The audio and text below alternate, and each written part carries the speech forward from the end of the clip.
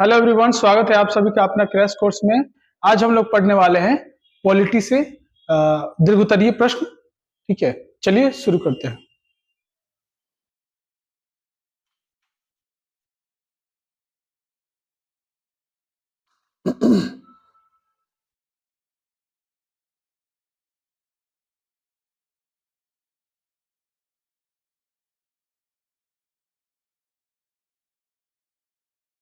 संयुक्त राष्ट्र की स्थापना के प्रमुख उद्देश्य क्या थे और संयुक्त राष्ट्र संगठन और इसके अंगों की प्रमुख कार्यों का वर्णन कीजिए। यानी संयुक्त राष्ट्र जो स्थापना हुई थी, इसकी स्थापना क्यों की गई थी, इसका क्या क्या उद्देश्य था, उसी के बारे में आपको बताने हैं। तो देखिए, सबसे पहला जो मुद्दा होता है कि संयुक्त राष्ट्र की स्थापना कब की गई थी। तो आपको की गई थी 24 अक्टूबर। कब की गई थी? 24 अक्टूबर 1945 को। कब? 24 अक्टूबर 1945 को इसकी स्थापना की गई थी। ये तो हो गया। अब इसकी स्थापना क्यों की गई थी? देखिए, अभी तक वर्ल्ड वार कितना हुआ है? तो फर्स्ट और सेकेंड, दो बार वर्ल्ड वार हो चुकी है। तो जो सेकेंड वर्ल्ड वार हुई थी, तो सेकेंड वर्ल्ड वार के बाद जैसे परमाणु बम वगैरह अमेरिका ने यूज कर दिया था, इसके बाद फिर क्या हो गई कि दुनिया में ऐसा कोई युद्ध ना हो, उसको स्थिर बनाने के लिए एक संगठन का निर्माण किया गया कि वो हर तरीके से क्या करेगा कि आपको मतलब कि युद्ध वगैरह को रोकथाम करेगा, मतलब ऐसा युद्ध ना होने देगा, और उसका भी और बहुत सारे इसमें अपना अपना काम करेगा। तो इसी के लिए इसका निर्माण किया गया था। इसमें आपको 5 अस्थायी देश होते हैं और 10 अस्थायी देश होते हैं। 5 जो अस्थायी देश होते हैं, जिसे हम लोग P5 मेंबर्स भी बोलते हैं, उनको वीटो की शक्ति प्राप्त है। और जो 10 अस्थायी देश होते हैं, वो हर एक 2 साल के लिए, मतलब 2 साल के लिए वो सदस्य बनते हैं। इंडिया भी कई बार बना है। और इसके बाद उनकी मतलब जैसी काल समाप्त होती है, फिर दूसरा सदस्य अस्थायी के रूप में देशाध्यक्ष बन जाते हैं। वैसे इसमें सदस्यों की संख्या 192 के आसपास है और इसमें 6 भाग होते हैं, 6 अंग हैं इनके, जो सबका अलग अलग अपना अपना कार्य है। जैसे आपको देखिए,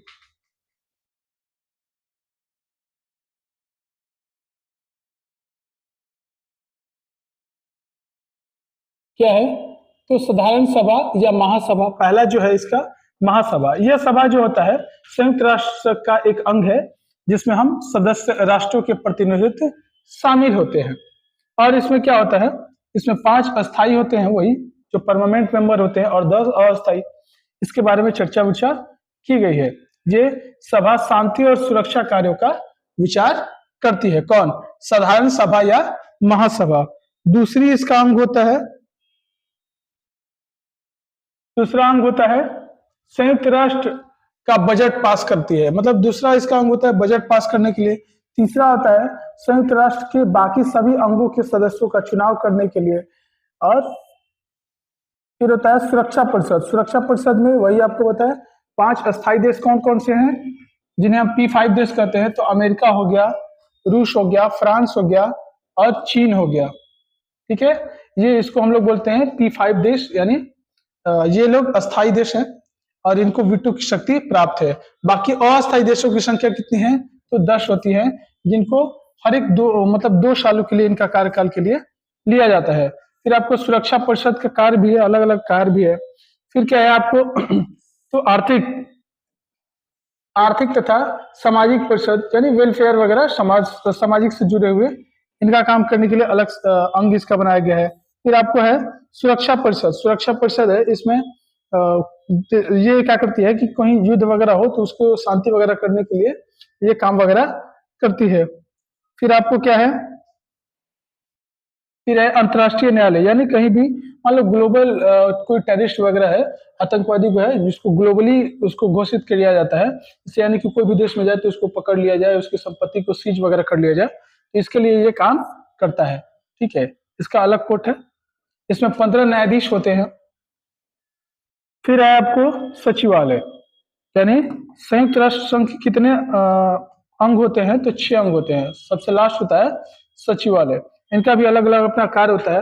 ये कार्य क्या होता है? तो संयुक्त राष्ट्र के सचिवालय का प्रमुख कार्य सारे विश्व में फैले संयुक्त राष्ट्र के अंगों की शाखाओं का प्रबंधन करना। यानी जितने सारे संयुक्त राष्ट्र पूरे देश में है, यानी इसमें सदस्यों की संख्या आपको 192 है। तो 192 देश में फैला हुआ है, तो सभी जगह कैसा काम चल रहा है, क्या दिक्कत है, मतलब अफ्रीकन कंट्री काफी गरीब है तो उनमें क्या क्या दिक्कतें आ रही हैं, तो मतलब कि वहां पे दवा वगैरह मुहैया कराना है या कुछ भी ऐसा कोई रोग वगैरह हुआ तो महामारी वगैरह घोषित करना, इनका ये सब बहुत सारा काम वगैरह भी होता है। यानी मेन मोटो इसके लिए बनाया गया था कि अब दुनिया में युद्ध ऐसा ना हो, उसकी रोकथाम करने के लिए ही इसका निर्माण किया गया था। और सीधे तौर पे क्वेश्चन आपको पूछता है कि इसका निर्माण कब किया गया था, तो निर्माण आपको 24 अक्टूबर 1945 को किया गया था। ठीक, चलिए नेक्स्ट क्वेश्चन देखते हैं हम लोग। नेक्स्ट है, भारत की विदेश नीति विश्व शांति की स्थापना में किस प्रकार सिद्ध होती है। यानी आपकी विदेश नीति जो है वो कैसी है, विश्व शांति के मुद्दे में कैसा काम करती है, उसके बारे में आपको बताना है। तो देखिए, भारत जो है शुरू से ही हम लोग एक शांति प्रिय देश है, यानी पूरे वर्ल्ड में भारत देश को इसी के लिए जाना जाता है कि भारत क्या है, एक शांति प्रिय देश है।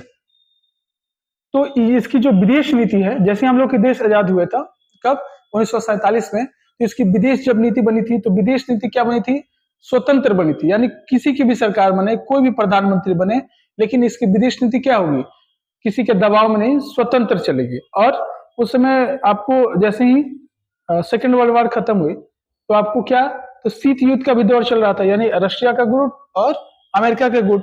तो दुनिया पर इस देशों को बैलेंस करने के लिए भारत ने क्या किया कि गुट जो निरपेक्ष है उसका सदस्य बना और दोनों शक्तियों को क्या किया, बैलेंस क्रिएट किया, संतुलन बनाया, है ना।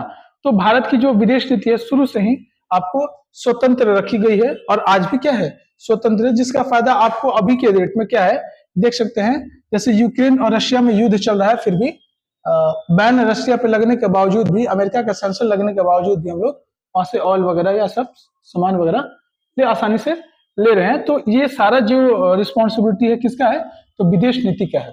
ये सब जो काम है ये विदेश नीति आपको करता है।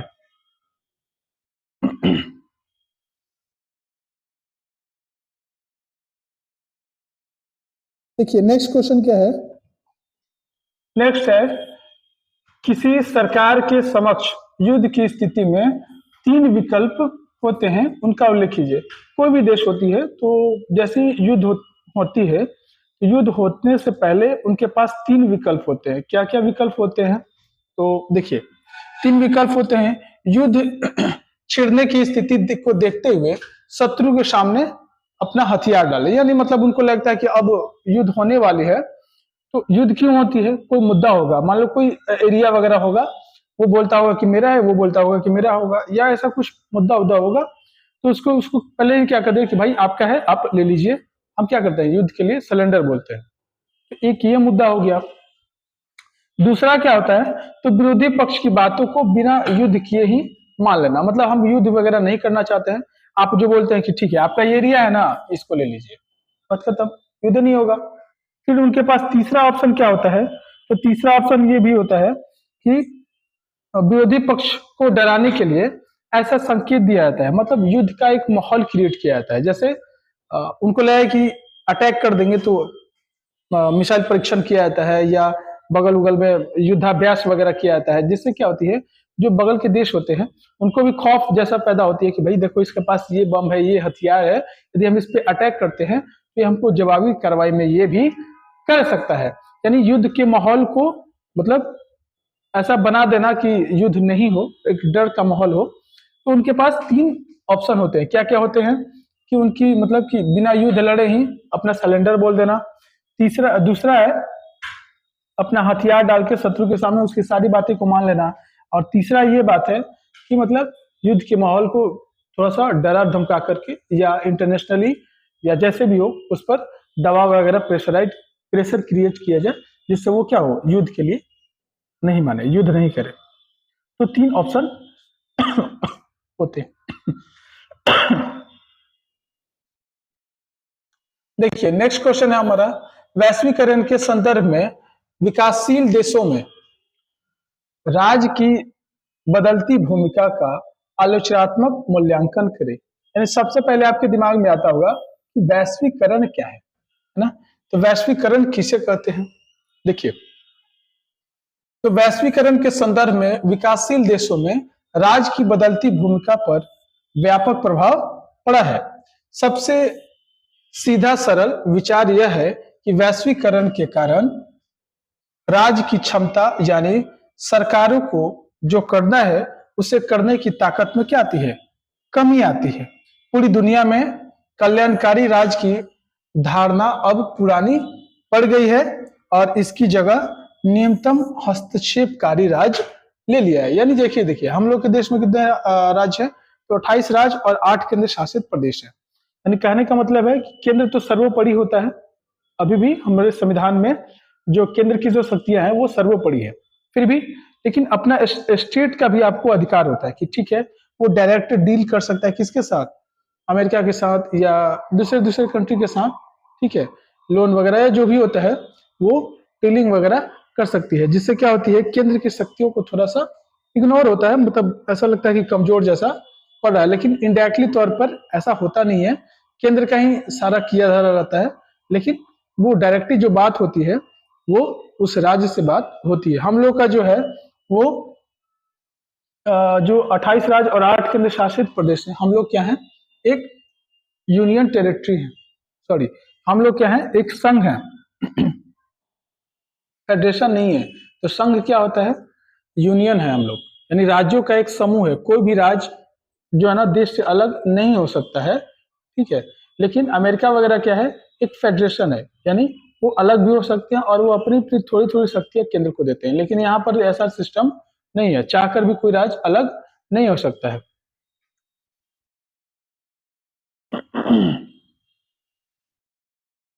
चलिए नेक्स्ट क्वेश्चन देखते हैं हम लोग।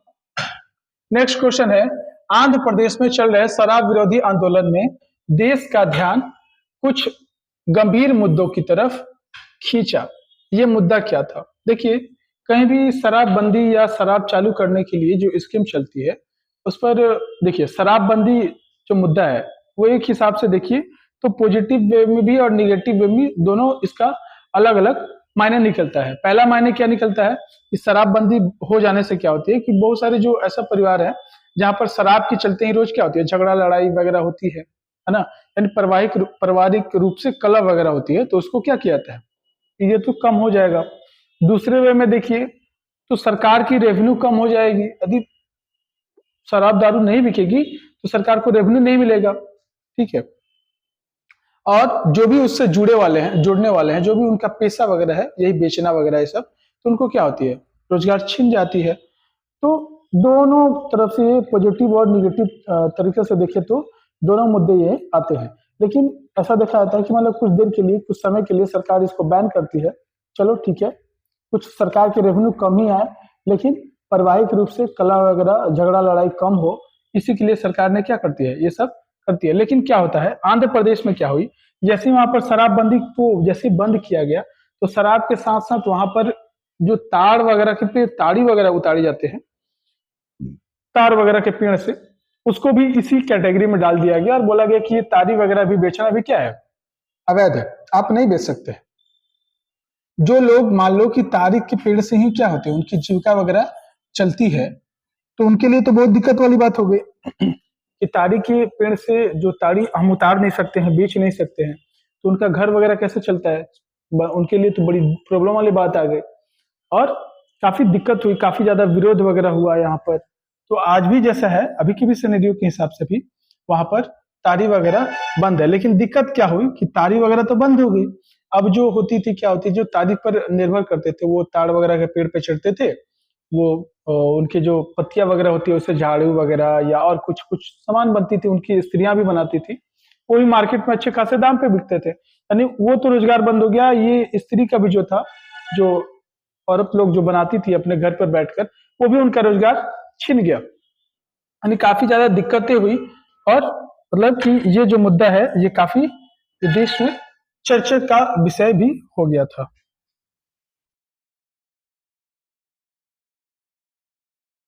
चलिए नेक्स्ट क्वेश्चन देखते हैं हम लोग। दलित पैंथर्स ने कौन से मुद्दे उठाए? अब सबसे पहले आपको दिमाग में ये उठेगा कि दलित पैंथर्स जो है ये क्या है। तो देखिए, दलित पैंथर्स क्या है, 20वीं 21वीं सदी चल रही है, फिर भी अभी के डेट में क्या है, पहले तो जो है ना वो छुआछूत वाली जो भावना थी वो बहुत ज्यादा थी। इसको लेकर के सरकार के द्वारा सख्त विरोध किया गया, नियम कानून भी बने हैं, है ना। एक और क्वेश्चन है जो याद रखिएगा आपको, अस्पृश्यता का अंत, जिसे हम लोग बोलते हैं छुआछूत का अंत। ये जो है अनुच्छेद यदि पूछ दे आपसे, तो अनुच्छेद कौन में है जिसकी चर्चा आपको अनुच्छेद 17 में इसकी चर्चा की गई है। यानी आप कोई भी आदमी के साथ छुआछूत वाला ऐसा मुद्दा रख रहे हैं तो आपको क्या हो सकती है, पुलिस कार्रवाई कर सकती है, जिसकी चर्चा आपको आर्टिकल 17 में इसकी चर्चा की गई है, जिसे हम लोग बोलते हैं अस्पृश्यता का अंत।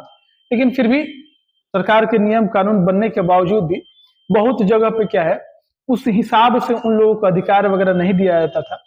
आज भी बहुत सारे देश में ऐसा इलाके हैं जहाँ की उनको दिक्कत होती है, उनको काफी हीन भावना से देखा जाता है।